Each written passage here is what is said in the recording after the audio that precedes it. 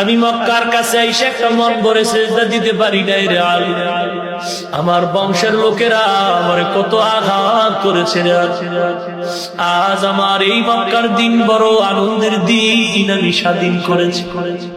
মক্কার মূর্তিগুলো ভাঙ্গা জমজম পানি দিয়া পবিত্র বানায় দাও। আজ আমি মনের খুশিতে জোহরের নামাজ জামাতে আদায় করবো আজকে আমার সাথী। আমার নবী লাঠি হাতে নিয়ে মূর্তিগুলো ভেঙ্গে ভেঙ্গে ফেলায় দেয়, আর আমার আশেকে রসুলেরা পীর বাবার ছবি গলায় নেয়, আর ঘরের আলমারির মধ্যে বাঘ ভাল্লুক আর বানরের ছবি দিয়া শোকেস বোঝাই করে রেখেছে। নবী মূর্তি ভেঙে দেয়, মুসলমান নবীর আশেক মূর্তি ঝুলাও। কোথায় নবী আর কোথায় তুমি? এরে নবীর উম্মতের দল, আমার নবী আজ খুশি, আবার চোখে পানি, খুশির কান্না, কারণ এই মক্কা থেকে বড় কষ্ট করে গেছে। মদিনায় যাওয়ার আগের 3টা বছর বড় কষ্টের ছিল আমার নবী। মাঝে মাঝে আম্মা জান আয়েশা বর্ণনা দেয়, দেখতাম আমার হুজুরের পাশে বৈশা নবী মাঝে মাঝে গুনগুন গুনগুন করে কান্না করে। আম্মা জান আয়েশা বলতেন, আমি জিজ্ঞাসা করলাম নবী, আমি আয়েশা আপনার পাশে, আপনি কেন কাঁদেন? নবী বললেন, আয়েশা তুমি জিজ্ঞাসা করবা না, আমার দুঃখের দিনের কথা মনে পড়লে চোখের পানি ধরে রাখতে পারি। নবী আপনি কেন কাঁদবেন?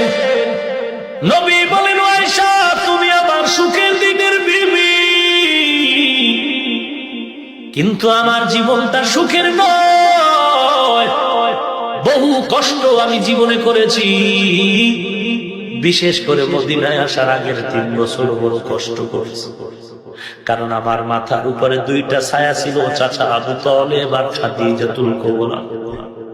এরা যখন চলে গেল, ইন্তেকাল হয়ে গেল, কওমের লোকেরা আমার উপরে অত্যাচারের অবস্থাটা বাড়ায় দিল। আমি খাদিজার কথা যখন মনে আইসা যায়, ও আয়েশা আমি চোখের পানি ধরে রাখতে পারি। কে সে খাদিজার? আয়েশা তুমি জানো, আমি একা একা জঙ্গল পেরিয়ে, পাথরের পথ পেরিয়ে হেরা পাহাড়ে উঠতাম, কেউ নাই আমার পাশে বসে।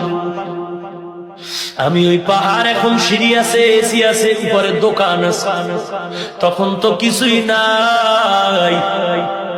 নবীজি বলেন, আয়েশা আমি একা একা গিয়া ওই পাহাড়ের উপর উঠা পড়তে নেমে আমি কাবার দিয়ে ফিরে আল্লাহর ধ্যানে কাটাই। 1 দিন 2 দিন 3 দিন 1 সপ্তাহ পর্যন্ত আমি বাড়ি যাইতাম। মাঝে মাঝে তাকায় দেখতাম ওই খাদিজাতুল কুবরা মহিলা মানুষ জঙ্গলের পথ পেরিয়ে, পাথর পেরিয়ে, এত বিশাল উঁচু পাহাড় বেয়ে বেয়ে উঠবে।